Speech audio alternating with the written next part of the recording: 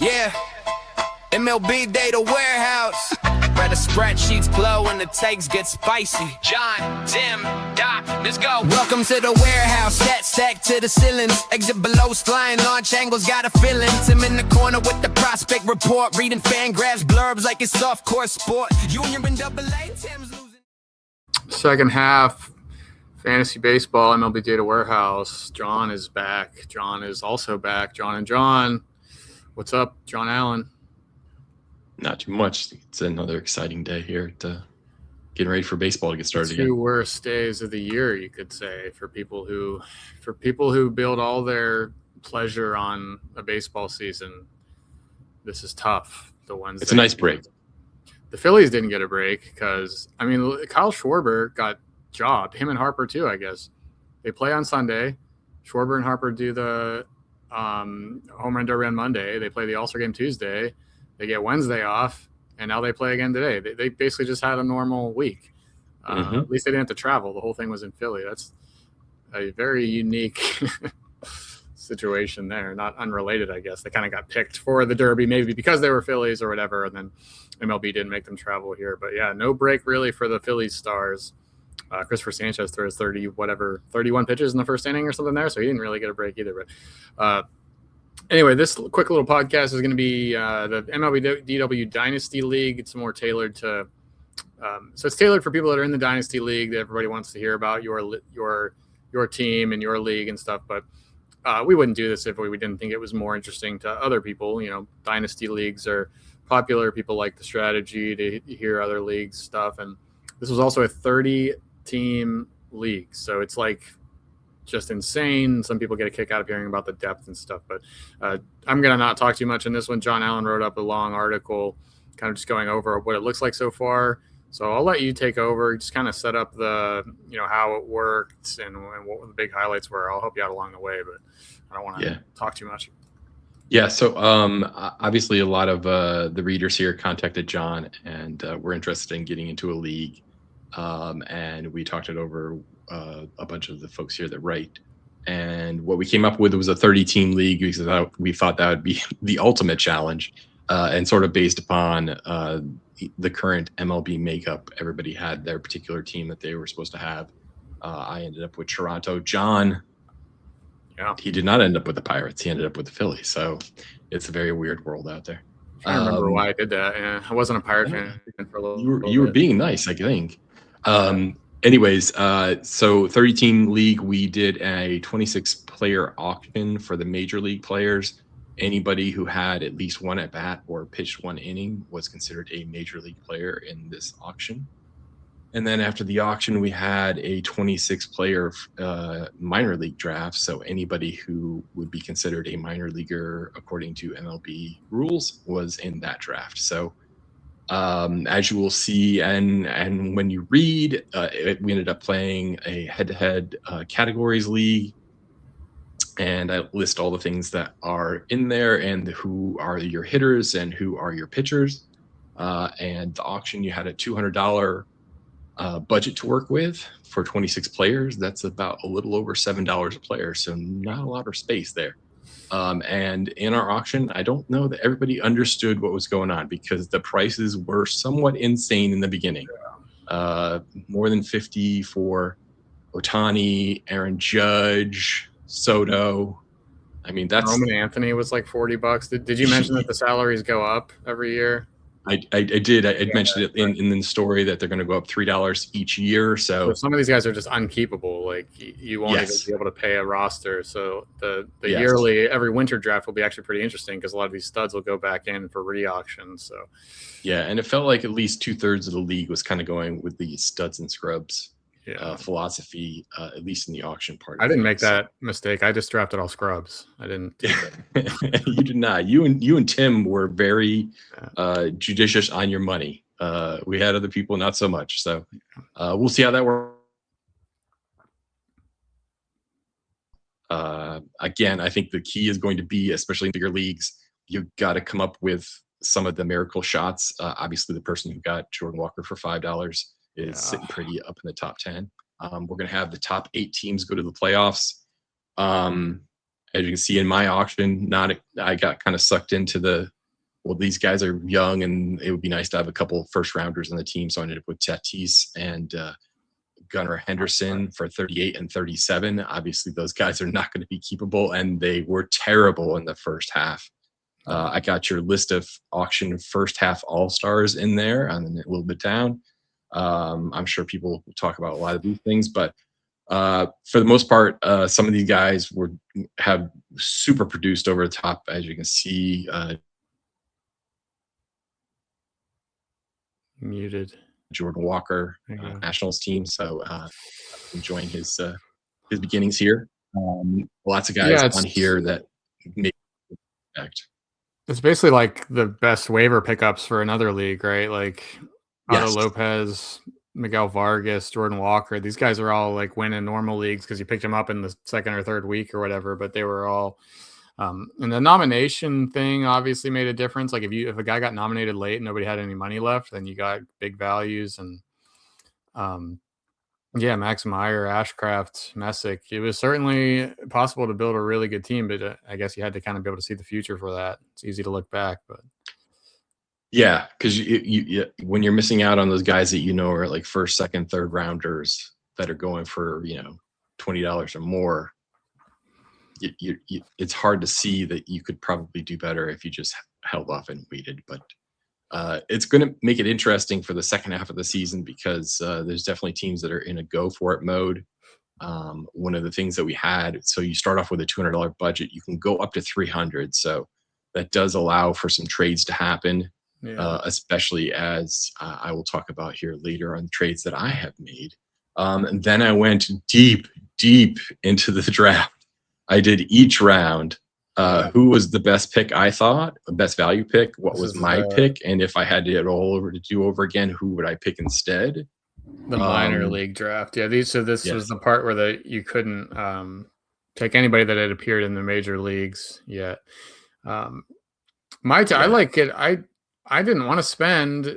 I didn't get a player for a while because I knew I had these anchor values.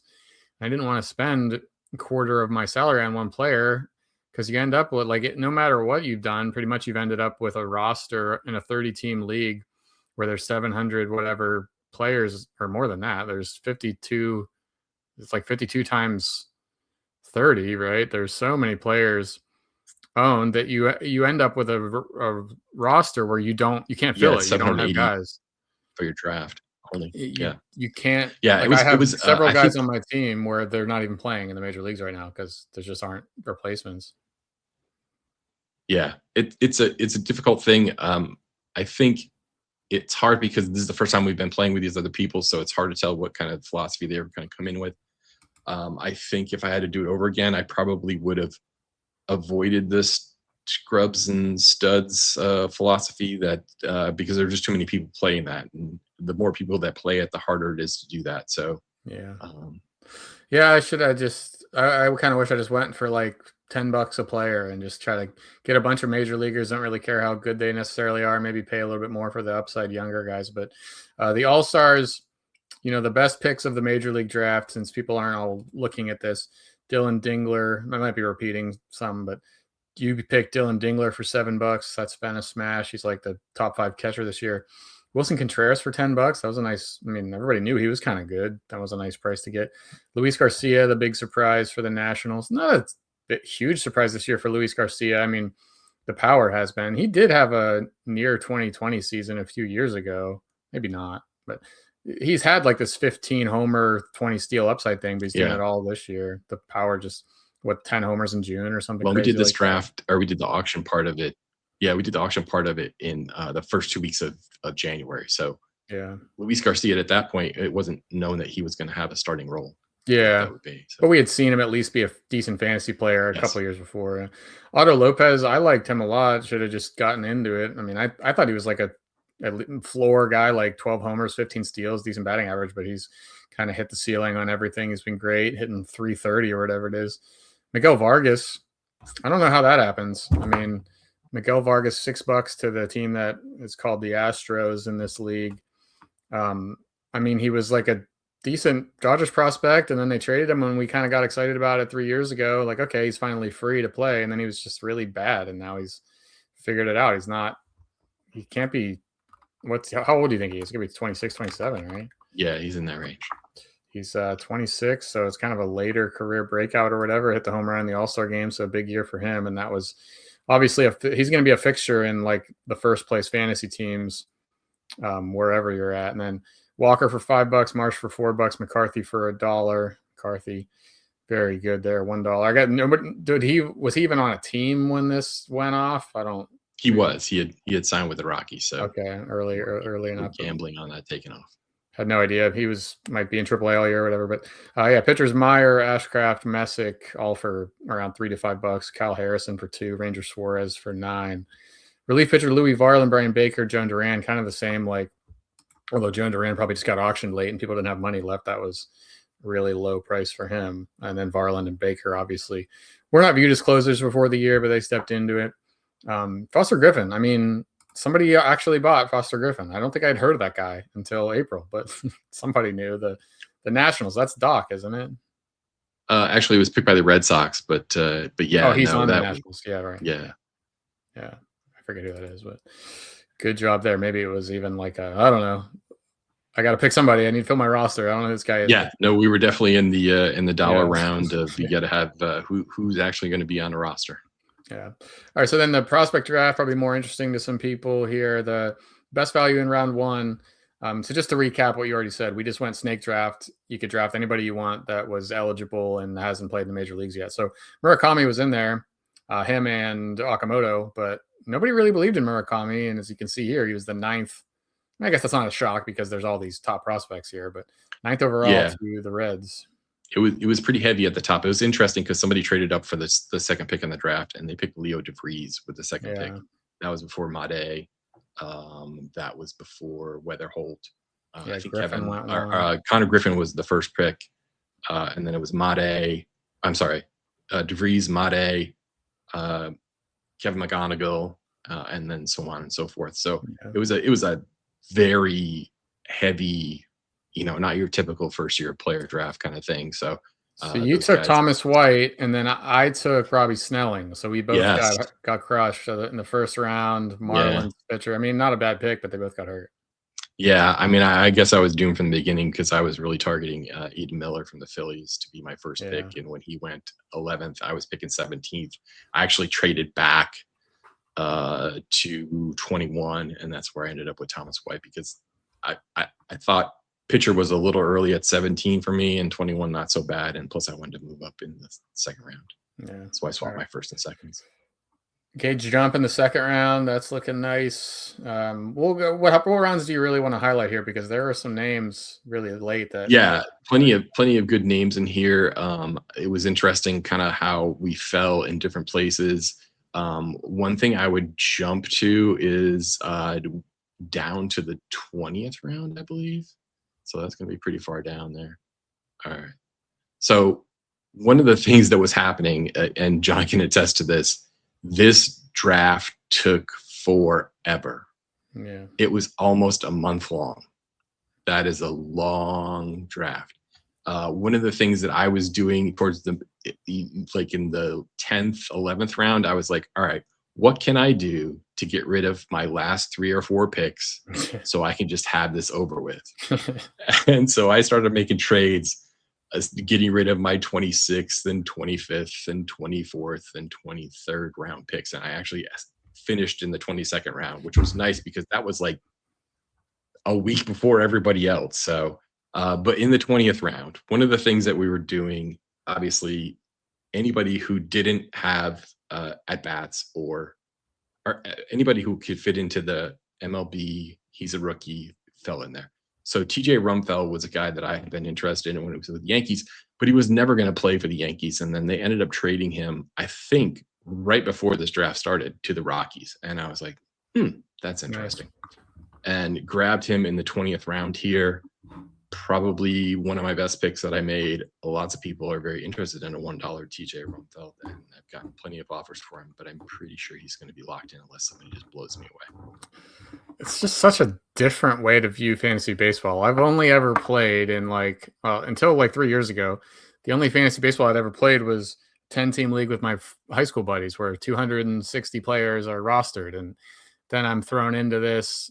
I mean, I could have done it. It's just like a time. You have to have the time and the will to really devote to it. And that's been my problem. My team's not good at all. I can look at my roster at the end here, but what other like super big steals did we get here? So the other thing that was amazing is that if you go to the last round, the 26th round, so obviously I was out before the 26th round, but I did. Yeah, Eric Hartman. Eric Hartman went in the 26th round. Now, in January and February, that might have made a little more sense. Now makes absolutely no sense. He would probably be a first rounder now. Why? So I don't know. He was a first Canadian high schooler with shot up prospect rankings. No, What's I mean you're talking about the story with him is that he's a Canadian high schooler. There's strike number one. But they have done an incredible job the last couple of years putting together sort of a Team Canada that comes down and plays in the States for a while. He was part of that group. He had a very average to not great first season, but 18 at low A. I mean, who knows what you're going to get. This year, he has just taken off. He got to 2030, I think, before July. So, I mean, 20 home runs, 30 steals. That's impressive anywhere, and he does it at high A as a 19-year-old. So, yeah, there were some values to still be had very late in this draft. Shockingly so, 780 players, and near the last round went one of the better players. Shane Drohan, yeah. I mean, there's going to be gems. I don't know. It seems like total crapshoot here, but here's John's team. This podcast is just kind of fun to talk about our teams and looking back and stuff. But here's what you ended up with. Where are you at in the standings? I am now 19th, but as you will see in the how's it's going, in early June, I decided, all right, this team is not going to be a winner because we were sitting at about 19th at that point, maybe 18th. And with only the top 8 teams going, it was going to be a slug. That wasn't going to happen because my two dogs, Gunnar Henderson and Fernando Tatis, had just gone in the tank. I think Tatis will come back in the second half, but he's not there. Anyways, I ended up dealing them, and I was looking to get ahead of everybody else who I thought would realize they weren't going to make it and wanted to trade. And I was very focused on who are the top guys. Obviously, these guys are rentals. Nobody's going to keep these guys for $40 next year. So the value, not exactly what you would expect to get, but I wanted to get something. And it turned out that the team Pittsburgh, which unfortunately John didn't get, that owner, I think, left like during the draft, at the end of the draft. It was very weird. Anyway, so a new person had come in and take over the team. He had shockingly, that team was in the top 10 somehow. And like, even he didn't understand how they were winning, but he needed some more bats. And he was not tied to his first and second picks, which were, Kellen Culpepper and Jamie Arnold.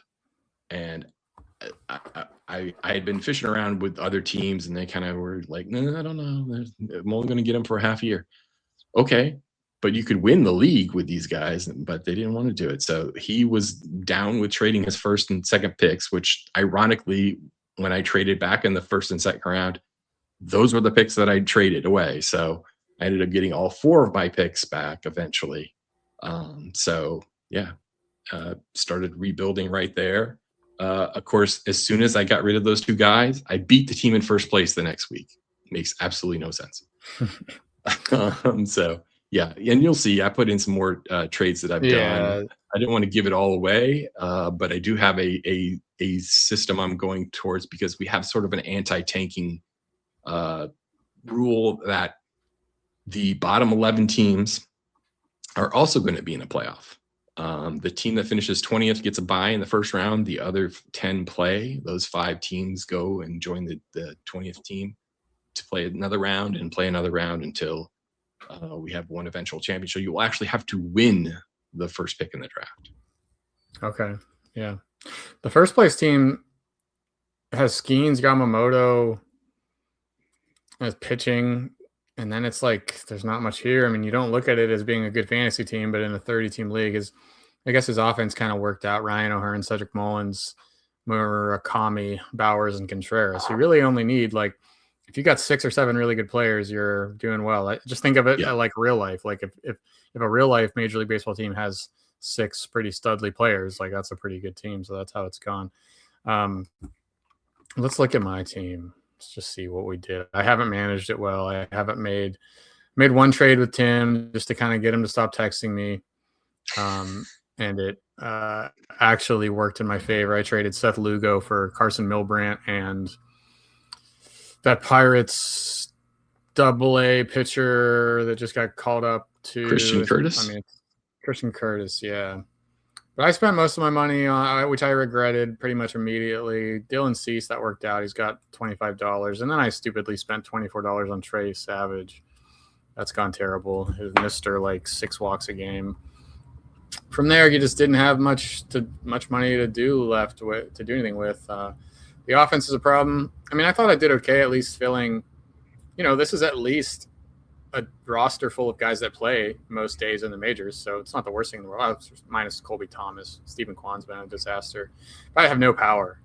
I mean, look, this is like embarrassing. I have nobody over 15 home runs. My 15 home run player is Drake Baldwin. I went with Ozuna. That wasn't a Pirates homer move, I don't think. I think this happened. Yeah, this draft was before he got signed.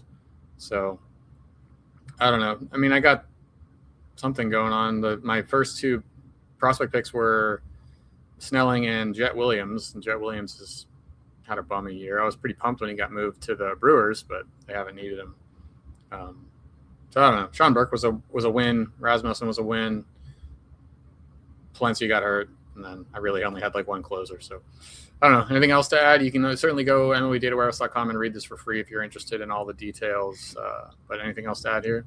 Yeah, I think one of the cheat codes, and I've mentioned this with other owners in the league, is that getting, and you'll see in the way that I built my team, getting relievers who can play as starting pitchers will give you a bit of an edge, because we have saves plus holds is a category. So they don't need to be closers. Anybody who gets a hold, that's going to be just as good. And they're also going to get you a pretty good, usually, strikeout percentage, because K per walk is one of our categories. So and you never know when they'll actually let you run into some wins. Yeah, the Aaron Ashby guy for $2 or whatever it was is probably doing pretty well. So check that out. If you want to be in this league, if you want to adopt a team that is constantly being needed, so reach out to us. We'll do that. And that'll do it for this one. We'll be back with another podcast on the feed, probably at the same time as this. Me and John are going to do another one, but we'll say goodbye for now. Big Data Warehouse. Yeah, we bring the spree. Prospects, DFS, betting strategy. John's grumpy, Tim scouting like a man possessed. Doc drafting comeback stories better than the rest. But the tools are elite and the content's free. And your fantasy trophy gonna look prestigious. ML.